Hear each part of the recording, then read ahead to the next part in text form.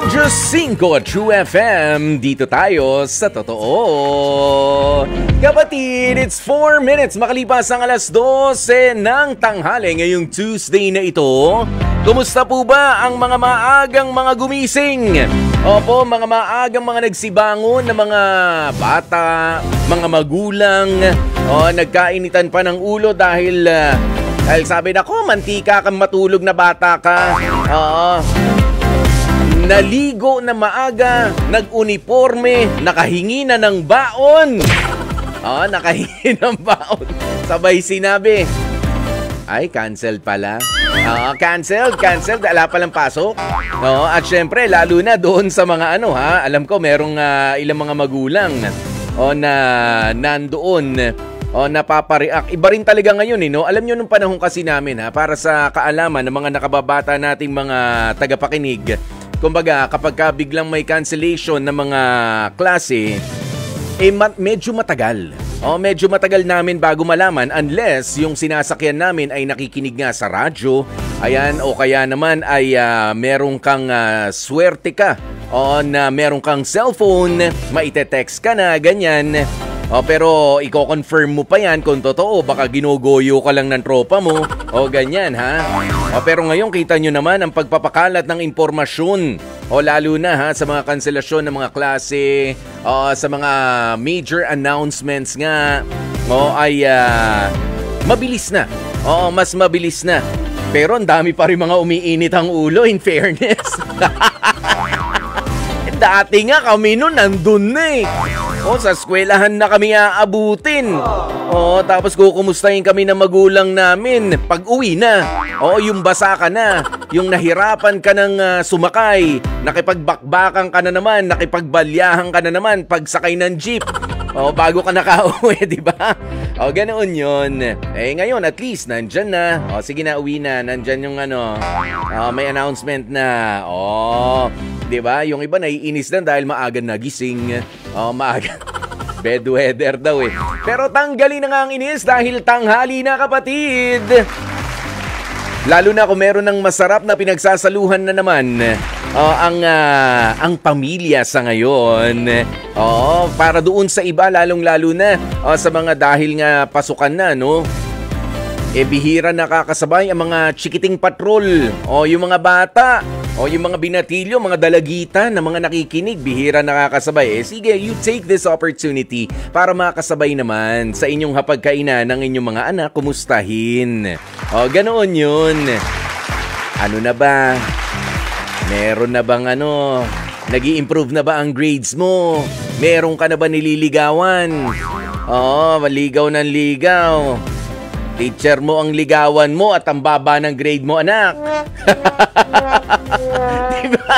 May ganyan. Magpasikat ka doon sa teacher mo, hindi sa kaklase mo. Puro ka porma.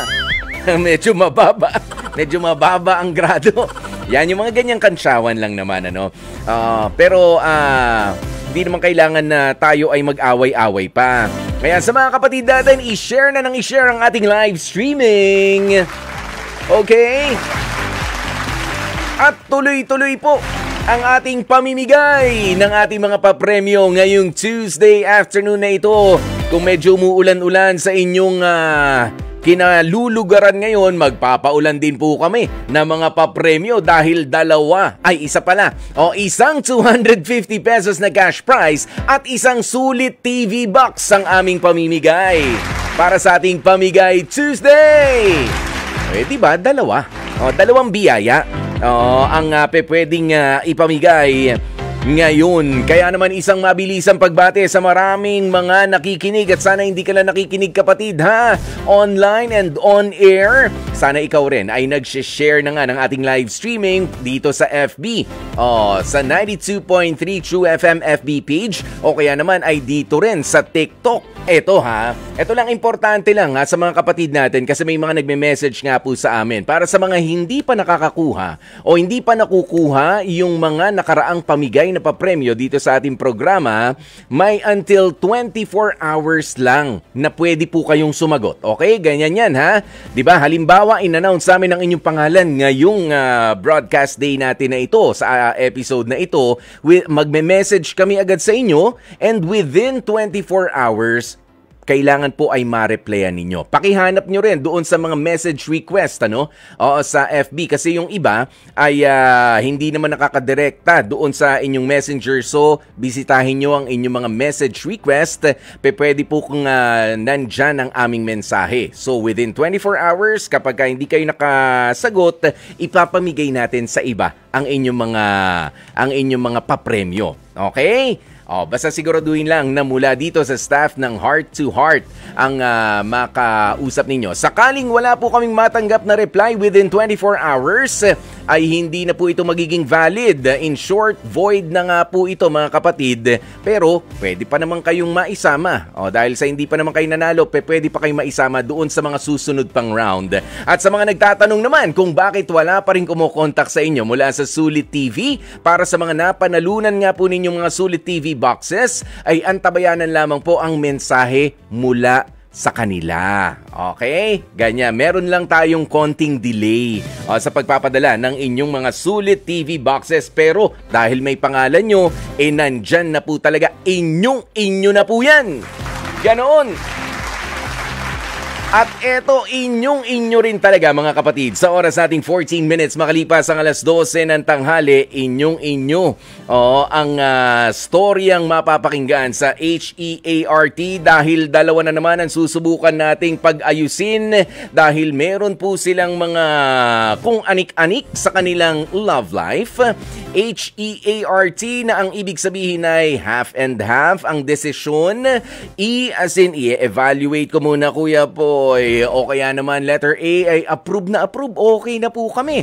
O R, reject na, ayoko na, suko na ako. O ang letter T na, sige na nga, try again. Yan po ang ibig sabihin nitong ating HEART segment. Kaya wag na po nating patagalin pa. Ay nako, kasi alam nyo, naa-addict na raw. Hindi naman po sa droga, hindi rin sa sugal, hindi rin sa alak. Okay, kundi naa-addict sa online games. Yan ang matinding problema nitong kapatid natin na si Rose sa 5 taon niya ng live-in partner na si Gio. Sabi po nitong si Rose, kahit pagod na sa trabaho, itong live-in partner niya na si Gio, ay mas una pa talagang aatupagin yung paglalaro ng mga online games kahit wala pa nga itong pahinga mula sa kanyang trabaho.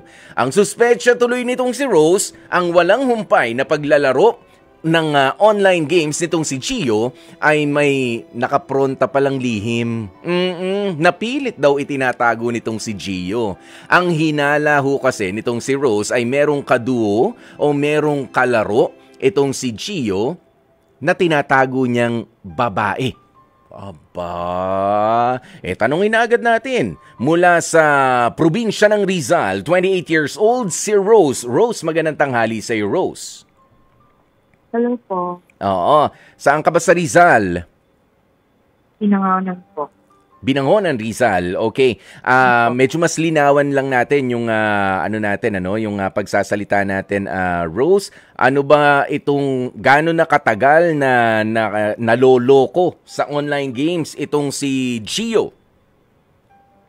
Bali, simula po nung nag-give-in po kami, 5 years ago, naglalaro na po siya. Pero hindi naman po ganun ka-addict pa. Pero nito po, siguro mga last 2 years, grabe, sobra na po yung pagka-addict niya sa paglalaro po. Okay. Meron na ba kayong anak nitong si Gio, Rose? Wala pa po. Okay, salamat naman. Kayong dalawa lang talaga. Parehas ba kayong may hanap buhay? Opo, may trabaho po siya, may trabaho din po ako. Yun. Pero ang sinasabi mo nga rin dito, si Gio kahit pagod na sa trabaho, ay talagang online games yung aatupagin. Hindi ka kinakausap? Opo, hindi po namamansin pagka naglalaro. Puro saglit lang, matatapos na, ganito, ganyan. Na kahit na may dapat na pag-usapan kami, hindi po na dahil po sa paglalaro niya, sobra-sobra po talaga. Okay, talagang, pero napaghahainan mo pa siya. Paano kapag, sabi mo, pagod na, natural, medyo gutom yan, ganyan. Hindi rin muna siya kakain kahit may nakahain na? Laro muna? Opo, laro po muna. Tapos po, pagka nagagalit na po ako, pupunta po siya sa lamesa. Siyempre po, gusto ko sana kasabay siya kumain. Oo. Kaso hindi po nangyayari. Mm-mm. Ang gagawin ko po, kakain na po ako. Tapos siya po, makakailang beses akong tawagin siya. Tapos di naman siya lalapit hanggang sa matapos na ako kumain. Tapos pagka, na po, yung malamig na yung pagkain, naiinis na ako, nagagalit na ako. Sumisigaw na ako sa kanya na kumain na siya. Saka lang po siya tatayo. Pero hawak pa rin niya po yung cellphone niya. Hawak pa rin. Yung cellphone ba ang gamit niya bilang kutsara at tinidor? Bilang kubyertos? Kulang na lang, Rose? Opo. Medyo OA pakinggan pero hindi na maiwan talaga. Opo, hindi po talaga maiwan. Grabe. Tsaka hindi mo na makausap. Hindi mo na makasabay. Paano kapag ka natutulog kayo? Natutulog pa ba si Gio? Ako po nauunang matulog. Pagising ko, minsan nagigitnalin po nga ako, mga alas 3, 4 madaling araw. Cellphone pa rin po. Cellphone? Tapos naglalaro pa rin? Opo, laro pa rin. Pero hindi mo na alam kung meron, sabi mo kanina, meron kang duda na meron siyang itinatagong babae doon sa nilalaro niya. Parang yun na yung ko Sana, naiisip ko saan naman galing yun? Parang sobra naman po. Kasi minsan po, iba po yung sa paglalaro, meron kang yung pwede pong magsalita, di ba po? Alam po, yun, parang may narinig ako na na may tumawag na nagtawag sa kanya na, "Love, lapit ka dito, ganito, ganyan." Parang ganon. Love, lapit ka dito? Love. Okay. Love po yung sinabi. Ang sabi niya naman po sa akin, hindi, naman to Ano? Yung parang naman po sila, parang 5 yata sila naglalaro, 4, parang ganon. Kasi hindi naman po ako mahilig sa games kaya hindi ko po alam yung niya Pero biglang humina yung niya, yung audio, ganyan. Noon narinig mo yung, "Love, lapit ka dito," habang nag-o-online games. Opo, inano niya po. Hindi ba pangalan yun ng Sino ba nag-o-online games dito? Hindi ba pangalan niya ng isang karakter doon? Love? Love, as in, kunyari, parang Labrador. Ganyan. Hindi ba? Hindi naman ganon? Hindi ko alam, kaso yun na po yung ko, hinala ko. Sabi niya, daw sila, yung parang team daw. Oo. Pero halos, yun lang naman yung naririnig kong boses. Babae lang, maingay. Opo. Okay. Sige, dahil nasa linya rin natin, itong si Gio, 27 years old, kausapin na muna natin si Love, ha? Si Love. Si Gio! Gio! Hello po, magandang tanghali. Magandang tanghali sa'yo, Love. Gio, sino ba yung Love na sinasabi nitong si Rose? Kali po, yung po kasi yung naka-5-man po kami doon sa MRTK. Like, sa Mirror po kami noon. Kung nag-farm kami noon, then naka-speaker po ako noon. So, yun po yung narinig niya. Pero wala nga po kakalasin sa online games po. Okay. Wala talaga, ha? Then, kasi alam ko na. Una po, naglalaro kami ng Mirror or any game. Stranger naman po siya. Oo. Alam mo, wala namang walang masama sa paglalaro ng mga online games, lalo na kapag kontrolado mo naman yung oras at hindi mo napapabayaan yung mga kailangan mong gawin. Unang-una, yes po. Actually, hindi nga yung kailangan mong gawin kay Rose ang unahin mo. Sabi niya nga, minsan alimpungatan siya, gising ka pa, naglalaro ka pa. Tama pa ba yun? Ang strategy nyo po doon kasi pag minsan kasi nagigising siya, po kami doon, nasa isang event or nag-farm po kami doon. Nag-farm po nag-farm po talaga. Anong farm? Kasi, term yan doon sa online game. Yes po, nag-farm po sa online po. Ibig sabihin po kasi sa amin doon, yun po yung mga oras na active yung mga GM or yung mga boss sa laro. So, okay. Yun lang yun. Pero gaano kadalas yan? Gaano kadalas yan, Gio?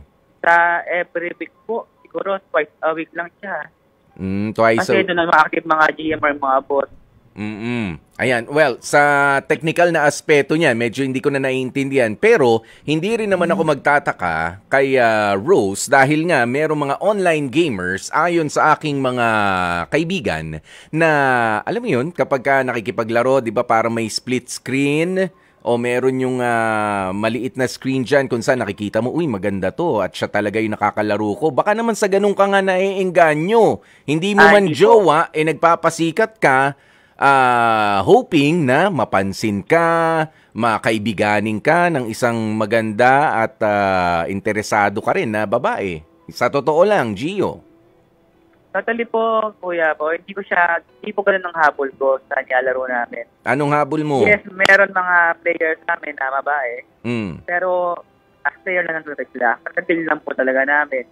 Kumikita ka ba dyan sa online games na yan? Yes. Kumpara sa sinasahod mo sa trabaho mo, kasi may trabaho ka, Gio, di ba?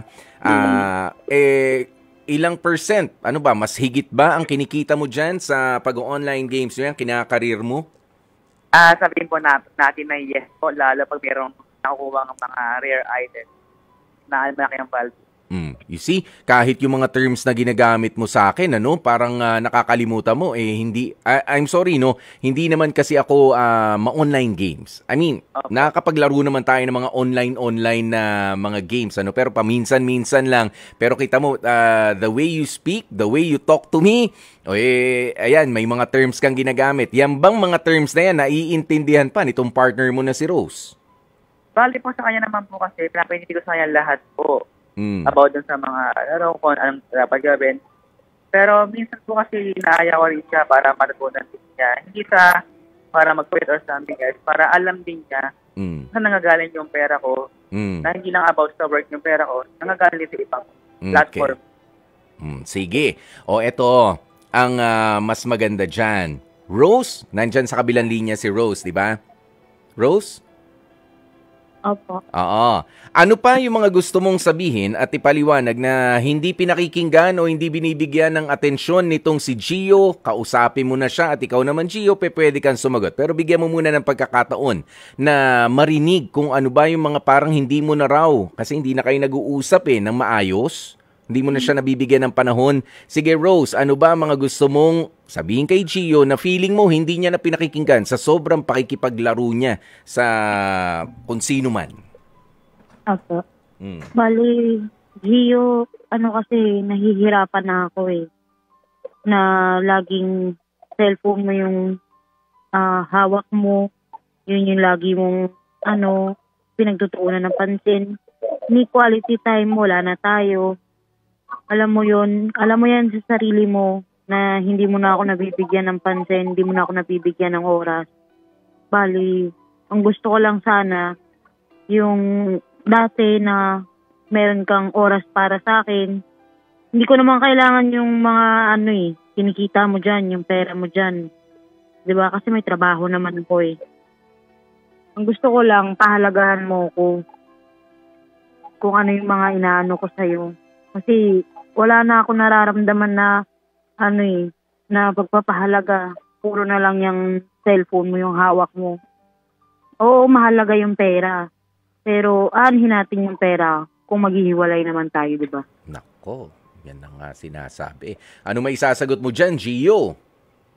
Para sa akin, Mia, sorry kung ganun ang naging output ko sa'yo. Kasi ginagawa ko naman talaga to, hindi para sa akin naman talaga. Siyempre, 5 years na tayo. 5 years na live-in tayo. So, gusto ko na siyempre na pumunta tayo dun sa part na sa dalawa talaga na lang. Kumbaga, for the future natin din. Siguro, maraming times na gano'n nangyayari na halos din nag-uusap na panay phone or PC hawak ko. Pero minsan naman pag like yun nga, mawalang event or something na hindi talaga kaya, asaya naman ako. Bigyan mo ako ng chance ulit na iparamdasin na mahal kita. Ganon. Dito siguro sa maybe this month, kung papayag ka, labas ulit tayo. Kahit mga 3 to 4 days vacation para makabawi ako sa'yo. Rose? Madali kasing magsalita pero mahirap gawin. So, gawin mo muna kasi lagi ka na lang nangangako sa akin. Lagi naman napapako. Lagi ako naghihintay. tapos di mo naman tinutupad. No, Gio. Ilang beses na raw pala eh. Wala ka na dapat hintayin. Kasi sa katapusan, nakabook na yung vacation natin. Nakabook na? Yes po. Talaga? Hindi alam ni Rose yan? Hindi po. Baka may schedule. Bilang ko po talaga para makabawi ako sa kanya. Yung nga po napapansin ko rin na minsan nag-aaway na rin kami. No. So, sa akin naman, para makabawi ako, gusto kong nakabawi talaga sa kanya. Sige, kung gusto mo talaga makabawi, pwede ba dyan sa vacation yung yan? Yung cellphone mo, hawakan ni Rose. Pwede? Kahit po laptop ko, hawakan niya, okay lang po sa akin. Ano no? Kahit laptop ko, hawakan niya, okay lang. Yun nga. Kumbaga, sa bakasyon ninyo, kayong dalawa lang talaga. Siya muna ang titigan mo. Siya muna ang pindot-pindutin mo. Hindi, siya naman muna ang hawakan mo. Tama na yung cellphone na yan. Okay? 'Di ba? Pero, alam mo, Gio, no? Para doon naman sa long term na pag-uusapan natin, hindi lang yung bakasyon na yan. Diba? I mean, it's just 3-4 days. Sabi mo nga na vacation na ini-schedule mo. Dapat sa pagbabalik nyo sa normal yung buhay, meron na talagang oras lang yung pag-online games mo.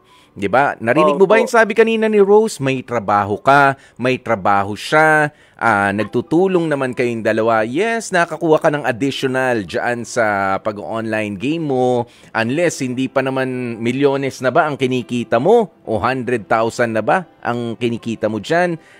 Mag-resign ka na sa trabaho, karirin mo na nga yan. Ako pa magsasabi sa'yo. Pero kung, alam mo yun, hindi naman sa minamaliit natin, mas maigi pa rin na bigyan mo ng tamang oras na pahinga ang sarili mo. Ha? Yung sa'yo muna, Gio, tamang oras ng pahinga para sa sarili at para ikaw naman ay mapakinabangan din ng tao na sinasabi mo, pinaghahandaan ko to, gusto kong kumita ng extra para sa'yo. Sabi rin nga ni Rose kanina, aanhin mo yung perang yan kung maghihiwalay na tayo. Ha? Kung di mo titigilan yan. Gusto mo yon? Hindi naman po. Diba? Kaya dapat magbago ka na. I-control lang. Walang nagpapatigil sa'yo. Tama ba, Rose? Opo. Bali, gusto ko lang po talaga na magkaroon talaga kami ng time. Hindi lang po yung phone niya. Kasi hindi ko naman po siya pinagbabawalan. Wala naman problema sa akin yun. Pero yung mga hindi ko na siya makausap, hindi na kami makapag-usap, hindi na kami makapag-banding. Parang para saan pa po yung mga kinikita niya dyan? Yan. Papaano? Baka ang pag-uusap nyo rin online na lang, magkatabi na kayo. Diba? Nagkakaamuyan na kayo, baka kailangan ka pang i-chat ni Rose. Kaya po, tama po yan. Kasi pagka hindi niya po ako napapansin, sinachat ko na lang po. Sinachat mo, pero nasa loob lang kayo ng bahay. Kakain na tayo, halika na dito. Ganyan. Diba, Gio? Di ba kumbaga naiinsulto na yung partner mo? Yun na yun eh. Kaya nga siya humihingi na ng tulong sa atin. Pero sa likod nito, Rose, sabi mo nga, gawin mo na muna kung ano yung bakasyon na sinasabi mo. Pero dapat after the bakasyon, meron kang Gio.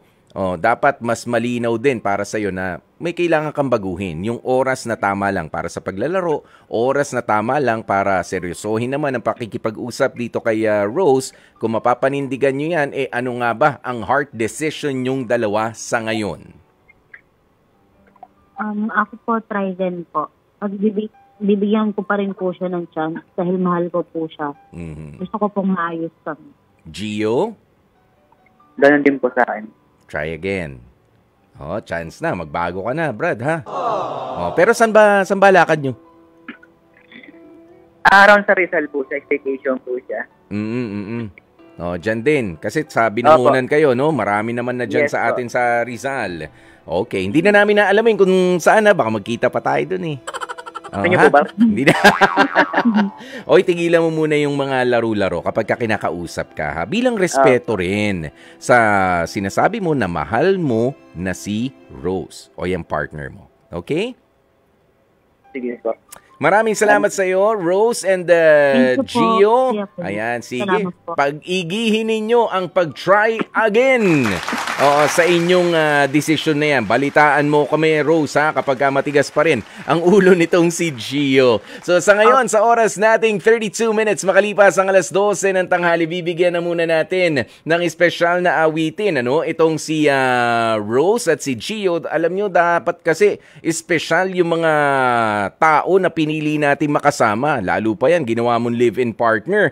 Tapos, bukod sa live-in partner, natural, gusto mong makasama habang buhay. Kumbaga, siya yung pinaka-espesyal. Hindi yung kung ano-ano mga laro dyan. Dapat siya yung, sa lahat na nakikita mo, siya yung may cherry on top. Ganoon yun. Bukas pong muli 12:00 ng tanghali, tayo ay magtutukan para sa iba't iba nating mga pag-uusapang puso sa puso ang may kinalaman. Heart to heart po tayo, ha? 12:00 ng tanghali. Kasama nyo nga po ang inyong Kuya Poy, ang inyong Gwapopoy dito sa Radyo 5 True FM. O papaano? Papaalam na po muna kami pansamantala. Tomorrow again.